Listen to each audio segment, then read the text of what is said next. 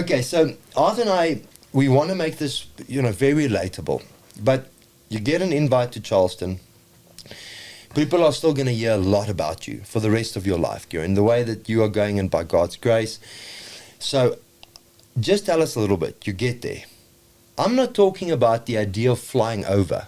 You get there. What do you do? What does this hall look like? Do you have mates? What do you eat? Is it awkward? What is your experience? Yeah. Take Is us it through lonely? that. Is it amazing? I've actually got a really good story. Wonderful. For myself. So, leaving for Charleston was August 2021, and I was about to leave, so booked my flights. Direct flight to Atlanta, 15 hours. So touchdown in Atlanta, and I got an email that my apartment complex where I was staying at, they were slightly behind with the renovations of the apartment complex. So they suggested that I needed stay somewhere else. So luckily we had friends. My dad has a friend in Atlanta, so he said I should stay there for a couple of days. So we'll move around the flight for Charleston. So I stayed in Atlanta for about 5 days till the renovations was done at my apartment. And my dad booked my flights through someone that he knows that works at Delta. And so the morning of my flight, supposedly to Charleston, wake up as usual, go to the airport. I think I had a 7 a.m. flight. And the family that was hosting me in Atlanta asked me for my flight number. And I gave it to her, what I thought was the right one, and she couldn't find it under or for Charleston, South Carolina. So, anyways, went through, checked in. Actually, at the weigh-in, my bag broke in half. Had to get a new bag, tape it up. That got sent through. So it was a hell of a morning. I was tired as well, still a bit jet lagged, and went through. Got into the airplane, didn't realize that there's 2 Charlestons in America. And the flight that I got onto was to Charleston, West Virginia. And it's in Carolina. And I'm at Charleston, South Carolina. So, my fault partly too, but as I said, I was jet lagged. So anyways, touchdown in Charleston, West Virginia. And I looked out the airplane window, and there was a whole bunch of trees, just a lot of trees. And I was like, where I'm supposed to be going, there's supposed to be ocean. It's like, something's not right here. So started texting my coach, and he told me, I'm waiting for you, I'm picking you up. If you go to the carousel and then pick up your bags, take a left, and I'll be standing there. So I go to the carousel, pick up my bags, and I take a left, and I'm looking. You're still not realizing? No, I've sort of caught on, but I wasn't sure. Yeah. And so Welcome to America. Yeah, so I pick up my bags and I turn left and I look straight into a wall, and I'm like, this is obviously not the right place. So I call him and he's like, oh, did you fly to Charleston, West Virginia? And I was like, looked at my location. I was like, yeah, I did. How far is it apart? So then I had to get a flight from Charleston, West Virginia, booked to Charlotte, from Charlotte down to South Carolina. So that I think I was meant to arrive in Charleston, South Carolina, supposedly at 9 a.m. I only got in that night at 9 p.m. Because I had to wait. Charleston, West Virginia is not a big town. Yeah. The airport was pretty small too, so I had to wait for a couple of hours to get on a flight, then go to Charlotte, wait for another flight, go down to Charleston, South Carolina. So my first few days into college was quite interesting. That night too, got into my apartment. The reception was obviously closed. It's 9 p.m. at night, so I couldn't get into my room. So I slept on the couch. In the apartment where my teammates were staying, but I couldn't get into my own room, so I had to sleep on the couch for one night. I suppose it's not the worst thing yeah, in the world. not too bad, but it was a whirlwind experience. My word. So it started a little bit in chaos. Yeah, for sure. Okay, so now you settled, you there. Take us a little bit through that. How nervous are you? What did you expect versus reality? Yeah, so all exciting in the beginning.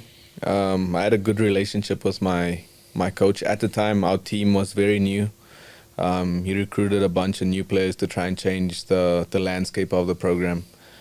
So a bunch of new faces. All of us were new to the environments, which made it also a lot easier in a sense that you're all experiencing Charleston, the same thing. Yeah. Okay. So it was fine. I think my personality helped me out with the chaos. I didn't stress too much.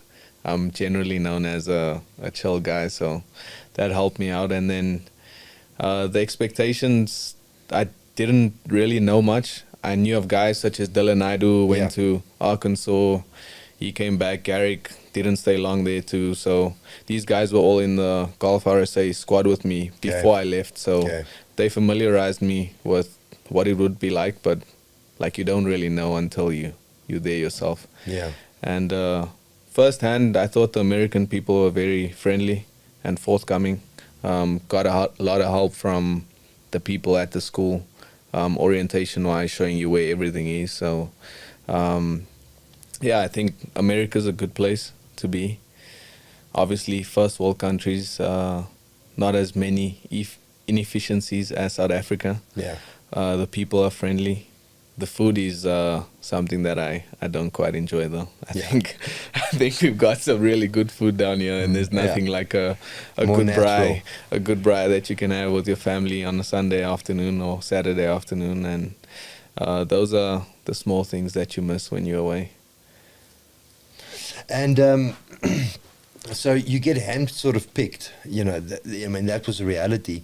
And it was by a coach called Mitch Krivilic. Thank you for saying that surname. And he's an Australian. It's an interesting one, yeah. He's an Australian, and it sort of helped you from, that he was also out of his own sort of comfort zone, or his own home base. Yeah. And then you guys made this massive impact because it's a really good golf school, and you guys have gone tremendous strides at it, and you were part of that. How does that feel because like you say, they were definitely they sort of reset a while back, and now you're part of that reset. Yeah. So going into college, I wanted to find a school that I would get a lot of playing time. Okay. I could have gone to bigger schools, but I had the conversation with my dad to go somewhere where, firstly, the coach welcomes me and believes in my ability, and secondly, to get a lot more playing time, to familiarize myself with the American golf courses. The grass is different, so the more you get to play and the more you put yourself in those situations, I think the better of a player you'll become with those experiences. So Charleston had a complete reset. We had that year when I came in 5 freshmen. Team was very young, inexperienced, effectively. 1 or 2 seniors. But my teammate as well came from Netherlands, Neville. He was a decent player as well, and I just played my game, and luckily things worked out. I hit the ground running pretty quickly. Won in my first year, won twice in my first year, and then subsequently I was leading regionals through 2 rounds. Ended up finishing 3rd, but was able to get my team through to the NCAA, the national championship that same year, which was my freshman year. So it was a good start for me. I think we made the national championship for the first time in 20 years or something. Yeah, I think it was the last time was 2001. Yeah, something like I wasn't that, even born yet. Yeah. Good Lord. So that just made me feel very old. So I apologize, Kieron. So it was a good start for me, and I met a lot of good people through that time.